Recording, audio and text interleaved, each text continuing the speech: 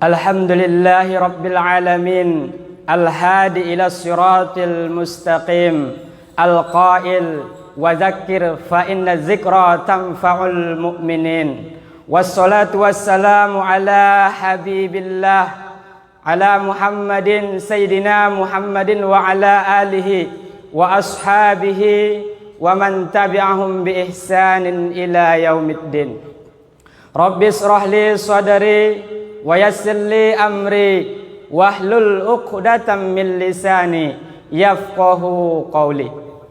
Bapak Ibu jamaah salat zuhur yang dimuliakan oleh Allah, kembali kita bersyukur kepada Allah.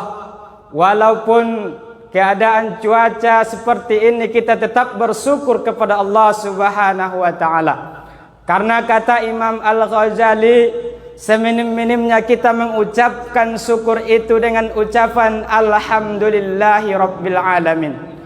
Sehingga dikatakan di dalam satu hadis yang sahih bahwasanya Rasul mengatakan Alhamdulillahi tamla'ul mizan, bahwasanya dengan ucapan Alhamdulillah dapat memenuhi timbangan. Kemudian kita berselawat kepada Rasulullah dengan ucapan Allahumma salli ala Sayyidina Muhammad wa ala ali Sayyidina Muhammad. Kata Rasul, man salla alayya wahidatan sallallahu alaihi asran. Orang yang berselawat kepadaku satu kali, kata Rasul, maka Allah akan berselawat membalas selawatnya sebanyak 10 kali lipatnya. Jamaah salat zuhur yang dimuliakan oleh Allah, di dalam kitab Nasaihul Ibad disampaikan satu hadis yang berbunyi khoslatani la syai'a afdalu minhuma. Ada dua amalan yang utama, yang mana tidak ada yang lebih utama kecuali dua amalan ini. Apa itu? Yang pertama al-imanu billah, kita beriman kepada Allah. Kemudian yang kedua adalah wan naf'u lil muslimin, kita bermanfaat bagi orang-orang Islam. Yang pertama iman, amalan utama adalah al-imanu billah, beriman kepada Allah. Berapa banyak manusia pada hari ini, walaupun ia beramal ibadah dengan banyak, bersedekah dengan segala hartanya, namun tidak dibarengi dengan keimanan, tidak mengucapkan asyhadu an la ilaha illallah, maka tertolaklah segala amal ibadahnya. Sehingga amalan utama adalah ia ada iman kepada Allah Subhanahu wa taala. Sehingga amalan yang kedua adalah dia bermanfaat bagi orang-orang muslim lainnya. Maka kedua amalan ini saling bergandengan, yang mana orang taat beribadah tetapi tidak memperhatikan daripada ibadah sosialnya, tidak baik hubungannya dengan manusia lain, maka batallah, tidaklah sah keimanannya kepada Allah kalau tidak baik hubungannya dengan sesama manusia. Maka untuk itulah Ibnu Abbas mengatakan ada 3 ayat di dalam Al-Quran, yang mana 3 ayat ini saling berhubungan, saling bergandengan, yang mana satu kita amalkan, yang juga satunya harus kita amalkan. Kalau hanya satu kita amalkan, namun yang satunya tidak kita amalkan, maka batallah amal yang satunya. Apa ayat yang pertama? Kata Ibnu Abbas, ayat yang pertama adalah ati'ullah wa ati'ur rasul, taat kepada Allah dan juga taat kepada Rasul. Orang beriman kepada Allah, maka ia juga harus melaksanakan daripada sunnah-sunnah yang diajarkan oleh Rasulullah sallallahu alaihi wasallam. Tidak mengatakan membid'ahkan segala perkara yang diajarkan oleh Rasulullah sallallahu alaihi wasallam. Apalagi bulan ini adalah bulan yang mulia, yang mana bulan ini dilahirkannya Rasulullah sallallahu alaihi wasallam. Maka kita memperbanyak selawat kepada Rasulullah sallallahu alaihi wasallam. Kemudian ayat yang kedua yaitu wa aqimus shalah wa atuz zakah. Kita melaksanakan ibadah salat dan juga menunaikan zakat. Orang yang salat saja tanpa memperhatikan ibadah sosial, tanpa mengeluarkan daripada ibadah zakat, harta zakatnya, maka tidaklah sah ia salat beribu-ribu rakaat tetapi tidak mengeluarkan hak orang muslim. Kemudian ayat yang ketiga adalah aniskurli wali walidaik, bersyukurlah kepadaku kata Allah dan kepada kedua orang tuamu. Orang kalau hanya taatnya kepada Allah tetapi durhaka kepada kedua orang tuanya, maka tidak akan ia mencium bau surga, tidak akan masuk surga kalau dia durhaka kepada Allah, durhaka kepada kedua orang tuanya. Banyak kita lihat walaupun jidatnya sampai hitam sujud kepada Allah, tetapi ia durhaka kepada kedua orang tuanya, maka jangan harap ia akan masuk surga. Bahkan mencium baunya surga pun ia tidak akan merasakan betapa harumnya surga itu. Jamaah salat zuhur yang dimuliakan oleh Allah Subhanahu wa taala. Kemudian di antara hak-hak yang harus kita perhatikan antara sesama muslim, di antaranya yang pertama, kita ini janganlah berlagak sombong di antara saudara kita sendiri. Apa yang harus kita sombongkan?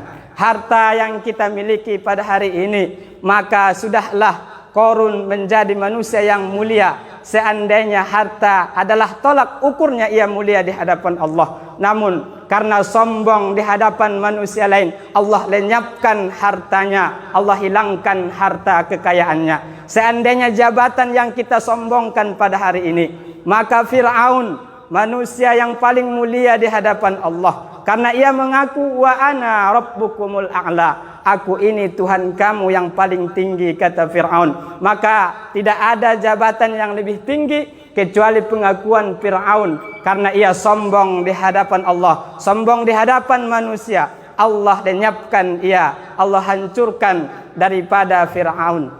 Maka tidak ada yang layak kita sombongkan. Seandainya cerdas, banyaknya gelar hari ini, mungkin profesor, doktor, dan segala gelar ia miliki, maka sudah terkalahkan oleh yang namanya iblis, karena iblis itu lebih cerdas, lebih banyak gelarnya. Akan tetapi sombong di hadapan manusia, sombong di hadapan Allah, membuat ia menjadi tinggal satu gelarnya yang bernama LA, yaitu laknatullah alaih, Allah melaknatnya. Maka tidak ada manusia yang suka kepada manusia yang sombong, apalagi Allah tidak menyukai orang-orang yang sombong.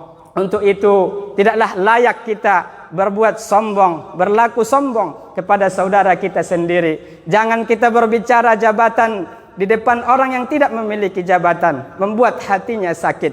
Jangan kita berbicara harta kekayaan di depan orang yang miskin, bisa membuat hatinya tersinggung. Untuk itu jangan kita membuat sombong di hadapan orang lain. Kemudian yang kedua, hendaklah kita tidak meninggalkan, jangan meninggalkan saudara kita sendiri lebih daripada 3 hari. Dikarenakan kita marah kepadanya, kita tinggalkan ia, tidak mau memaafkan kesalahannya, maka memaafkan saudara kita lebih utama, adalah amalan utama. Inilah yang dilakukan seorang sahabat yang bernama Abu Damdam. Abu Damdam ini adalah seorang sahabat yang tidak masyhur, tidak terkenal di kalangan sahabat. Hanya amalannya hanya satu yang dibangga-banggakan Rasulullah. Maka Rasul mengatakan di depan para sahabatnya, ala tuhibbu an takunu ka Abi Damdam, bukankah kamu suka seperti sifatnya Abu Damdam? Para sahabat heran, siapa pula Abu Damdam ini? Namanya saja tidak enak didengar, dengan nama Abu Damdam, tidak dengan nama yang bagus seperti yang lainnya, sahabat-sahabat yang lain seperti Utsman, Umar.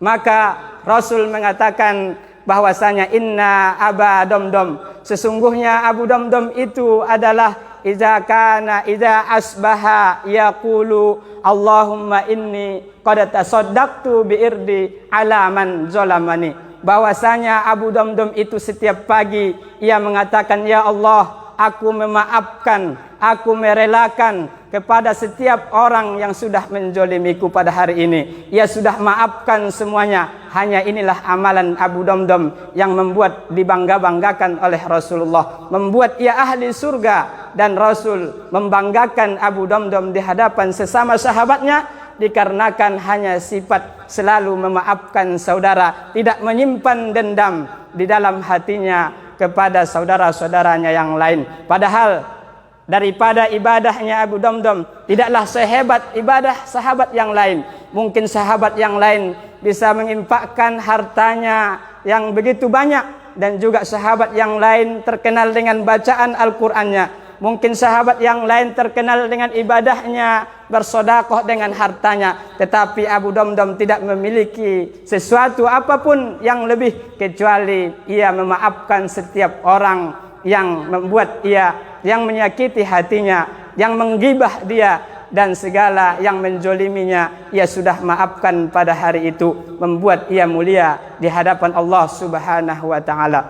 Jamaah salat zuhur yang dimuliakan oleh Allah Subhanahu wa taala. Kemudian di antara sifat yang kita lakukan dengan saudara kita, di antaranya adalah kita berlaku lemah lembut kepada saudara kita sendiri. Disebutkan di dalam satu hadis bahwasanya atadaruna ala man hurrimatin nar, kata Rasul. Bukankah kamu, tahukah kamu siapa yang diharamkan masuk surga? Siapa ya Rasul? Siapa orang yang haram masuk surga ini ya Rasul?